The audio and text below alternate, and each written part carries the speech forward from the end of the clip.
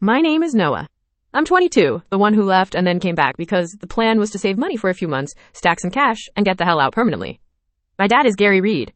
People around the cul-de-sac called him Garage Gary, like he was a mascot. There's a rule in our house that isn't a rule so much as a climate. Our house, our rules. Dad says it like he invented the phrase. He says it with a grin that shows a mole or Captain Silver.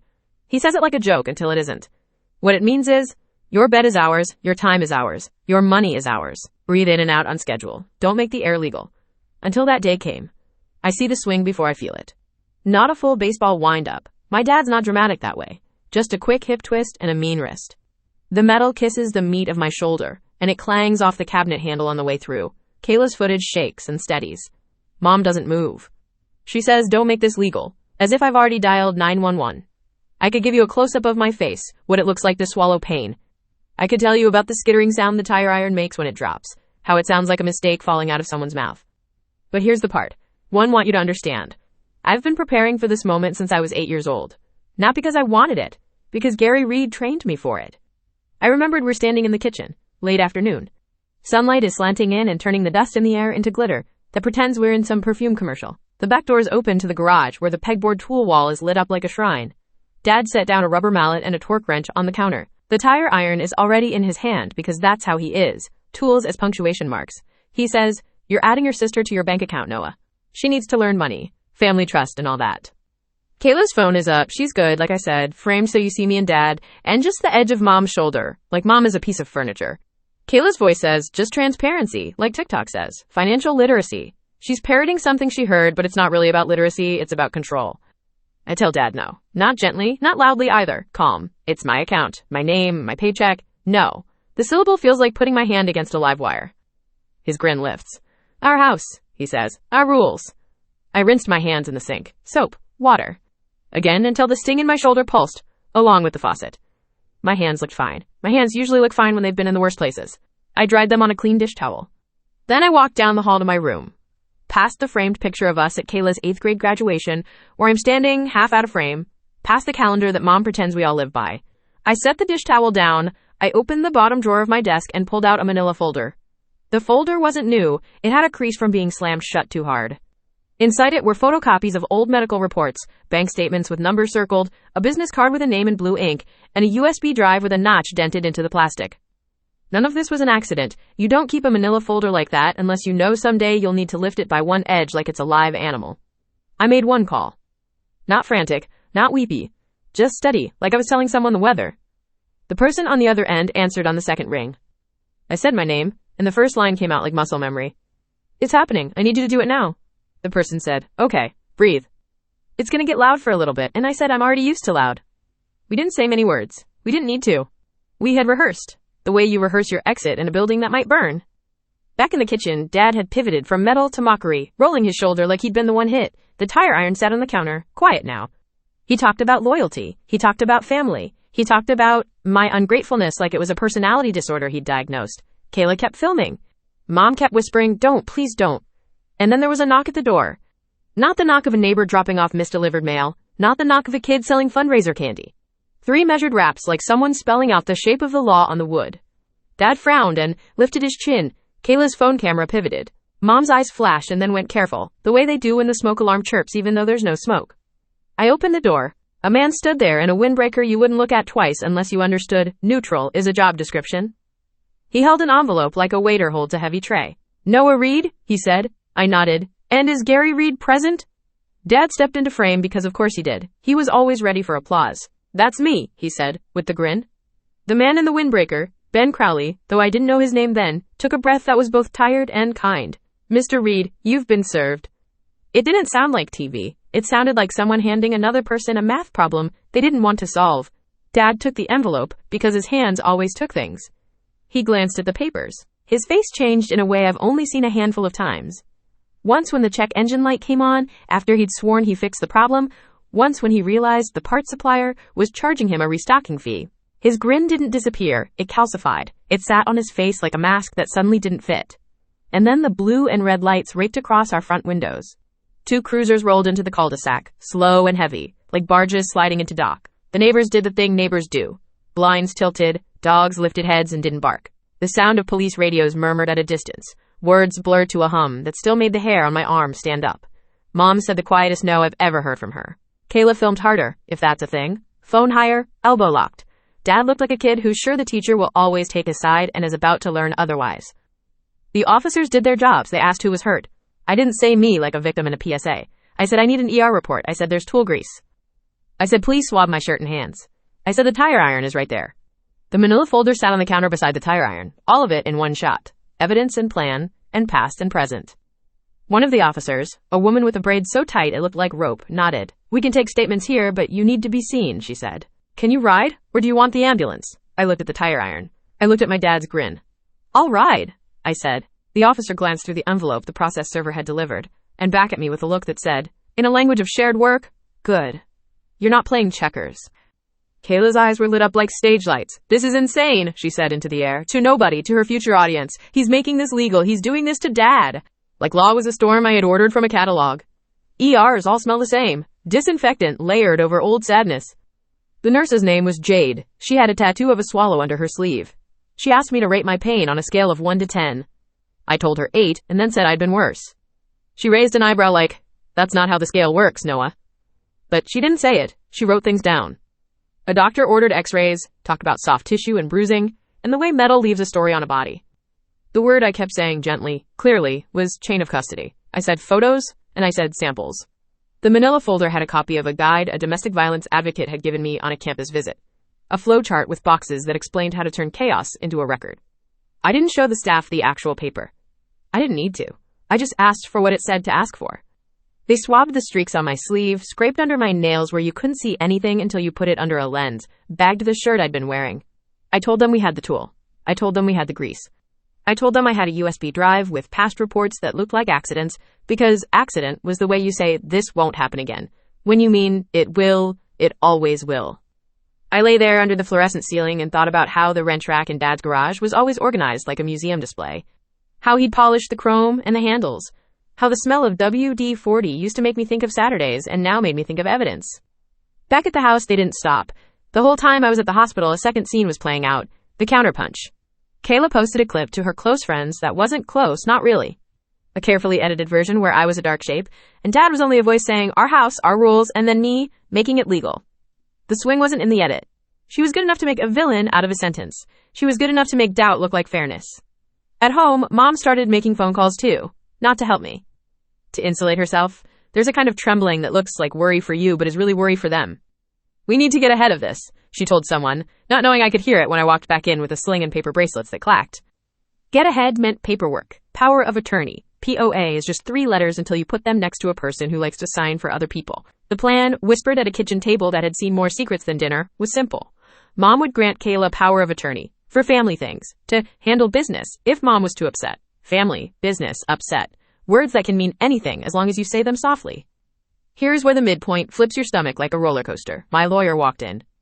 I should tell you her name because people like to know the names of those who step into fire with you. Alicia Ortega. She's small in the way knives can be small if you don't understand what sharp means. I hadn't called her that day. The one call wasn't to her, but she'd been looped in by the advocate, by the process server, by the silent system that wakes up when you push the right button. She asked me where the USB was. I put it in her palm.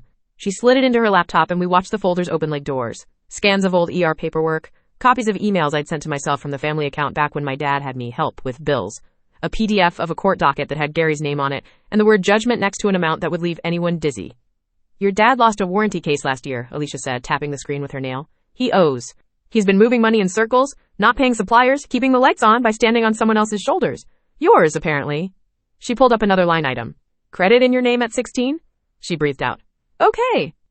She clicked on a video file with a name Qley would have laughed at. IMG_0042. MOV. It was longer than the snippet Qley had posted. It had audio. And there it was. Mom's voice, threaded through everything, saying, don't make this legal. Before the swing, during, after, like a chorus.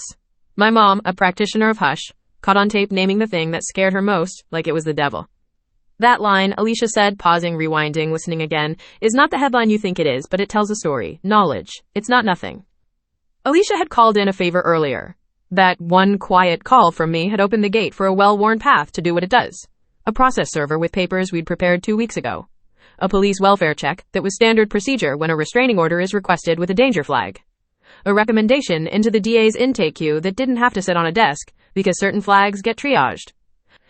I was tired, but tired in that wired way where your brain smooths everything into angles so you don't feel the bumps. If this feels sudden to you, if you're thinking, Noah, how did you have all of that so ready? You need me to rewind, not a gentle fade, a cut, a hard splice, a noise like metal on tile.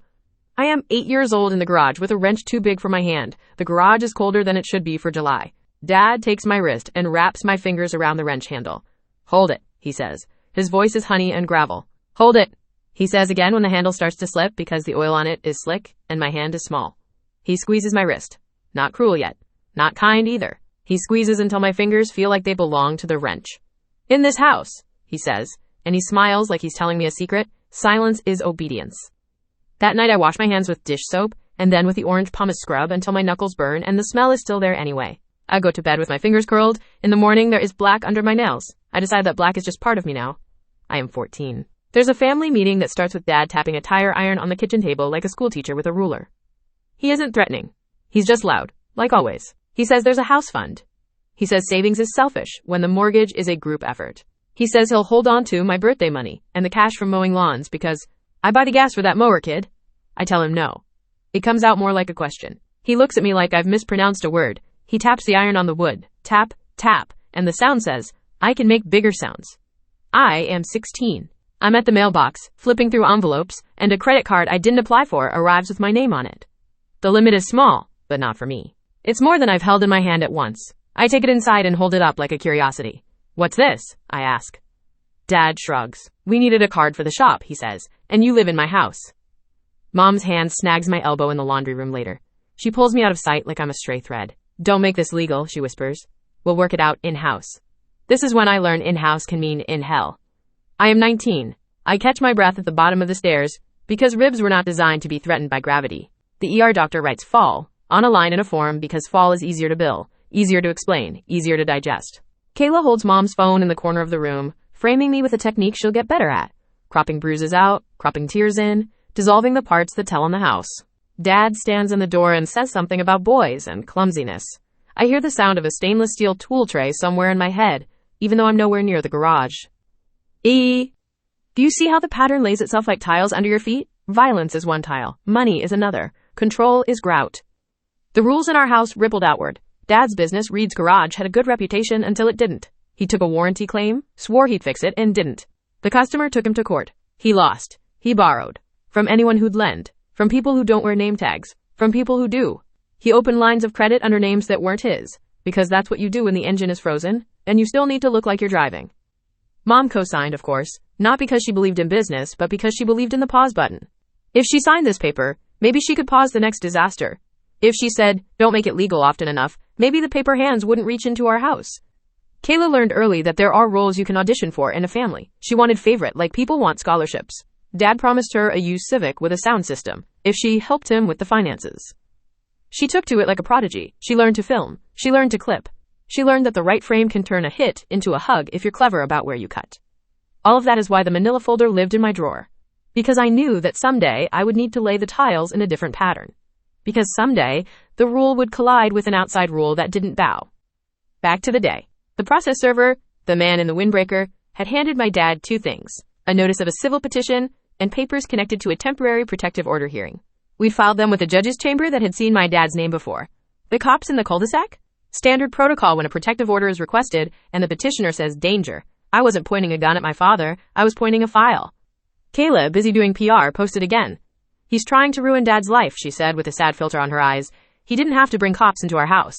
The comments lit up with cousins and neighbors and kids from her school saying what people say when they see a sliver of a thing. OMG. Drama. Sending love.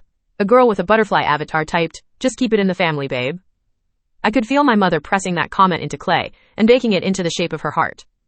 Alicia set the laptop down and looked at me. Tomorrow morning we have a hearing for the temporary protective order, she said. The DA is reviewing potential charges. Felony domestic battery is on the table, given the tool and the injury. We have your ER report. We have chain of custody for the shirt, and we'll get a warrant for the tire iron. We have the debt trail. We have the prior accidents. She didn't say the word pattern, but she didn't need to. Your sister is going to try something with power of attorney, she said, softer. Because this was the part that hurt in a different way. We need to get ahead of that. I laughed, but it sounded like a cough. Everyone wants to get ahead of everything, I said, to keep it from being real. Alicia's mouth tilted. Making it legal is how we make it real, Noah. There's a scene in that hearing room I want to draw with precision. The carpet is a color that wants to be beige, but is really the exact shade of spilled coffee. The judge is middle-aged in the way authority is middle-aged, a man named Leland who looks like he wants to be anywhere else, and also loves this job because of the power to make lines. A bailiff leans with his back against the wall like he's part of the architecture. The fluorescent lights are less cruel here. Dad shows up in a button-down that's one good dry clean away from looking respectable. Mom sits beside him with her hands folded in a way that makes her wedding ring gleam. Kayla wears a black blazer she borrowed from Mom and a glare she grew herself. Her phone is in the pocket, a third hand ready to grab. I sit with Alicia. My shoulder throbs in a polite, punctual way. Every heartbeat, a metronome. I hold the manila folder on my lap because I am my father's son. I like having tools at arm's reach. The judge asks for the quick version, and Alicia knows how to do a quick version that is not a clip. She opens with 7 words.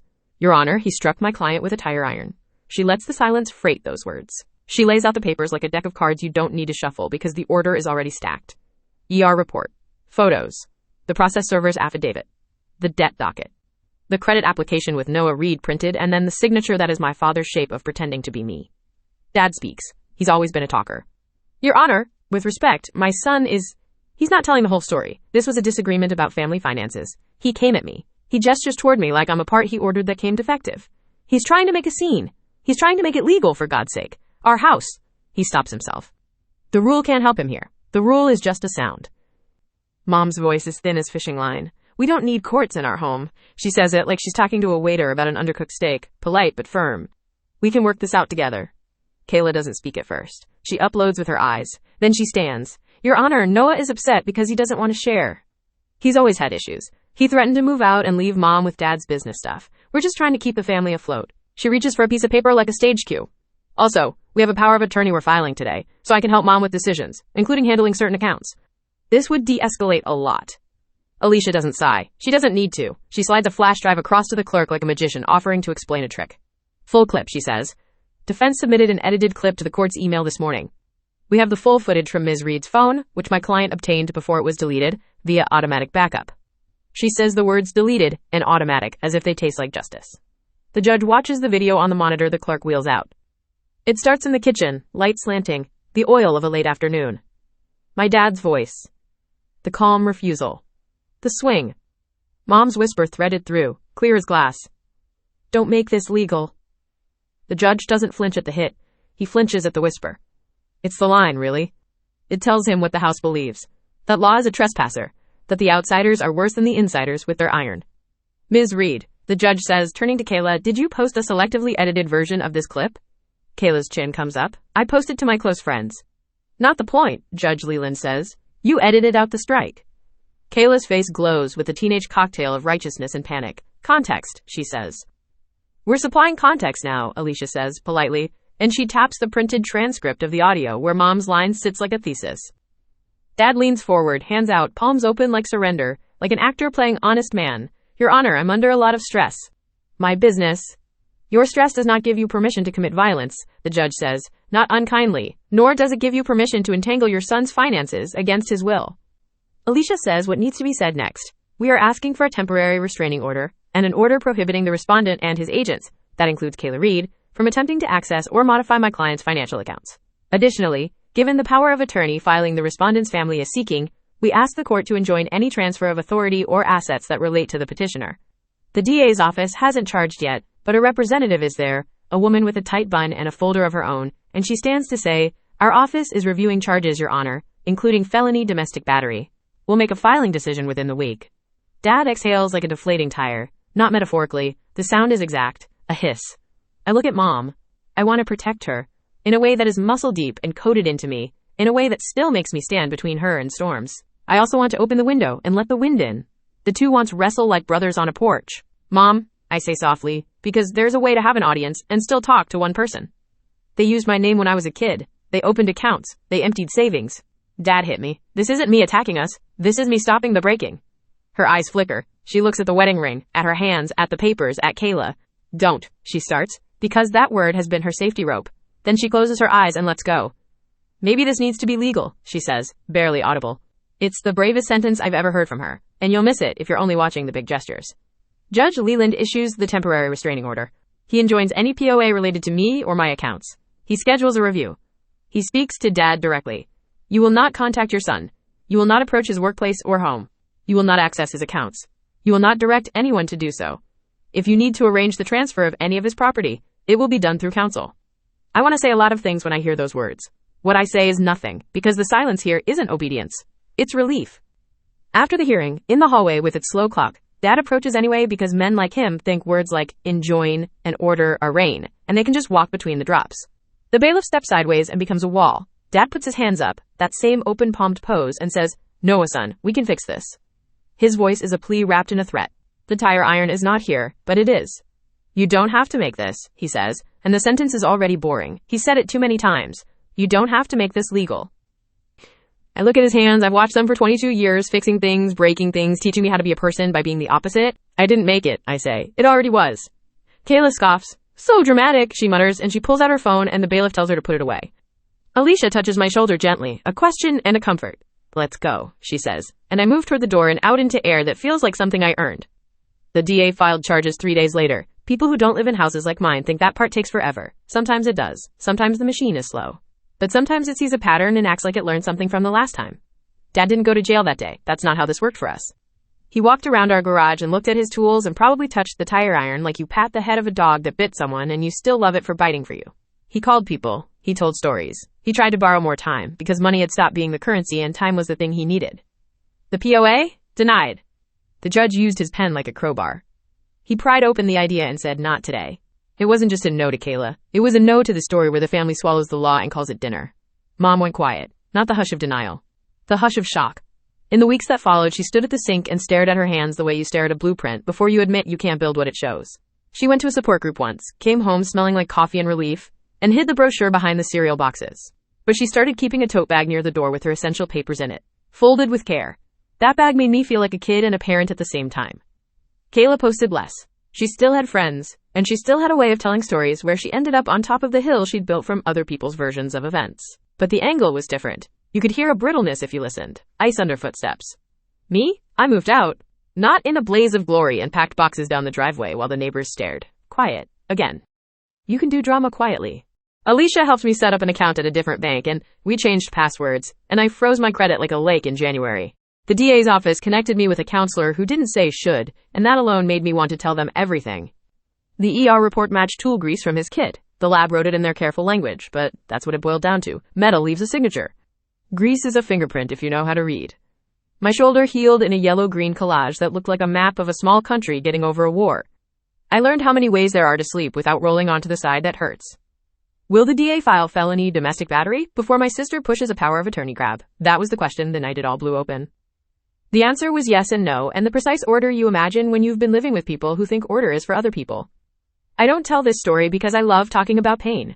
I tell it because the line, our house, our rules, has a smell to it. And it's not dinner or laundry or even WD-40. It's control. It's the kind of rule that cracks knuckles against cabinets and calls it disagreement. It's the whisper, don't make this legal, becoming a spell you cast to keep the monsters under the bed from having to step into the light. There's a day I haven't told you about yet because it doesn't have fireworks. It's just me sitting in a small apartment with clean counters and a cheap couch, with my manila folder in a drawer that sticks because cheap drawers do that. I take the folder out, I flip through, I think about burning it, I don't. I add a page, a copy of the restraining order with the judge's signature. I add another, a tiny index card with a phone number on it and the words, call if you doubt, in Alicia's handwriting. I add a photo of my shoulder bruise, not because I want to remember, but because I want to honor the body that kept moving. I call Mom sometimes. We talk about dumb TV and recipes.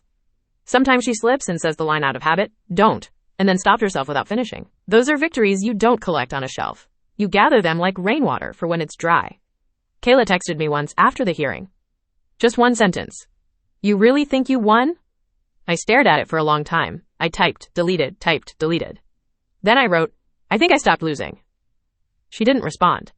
That was its own kind of answer. Dad will have his day in court. He will stand there and say things that aren't true in the soft, confident way he has. There will be a plea offer. There will be papers.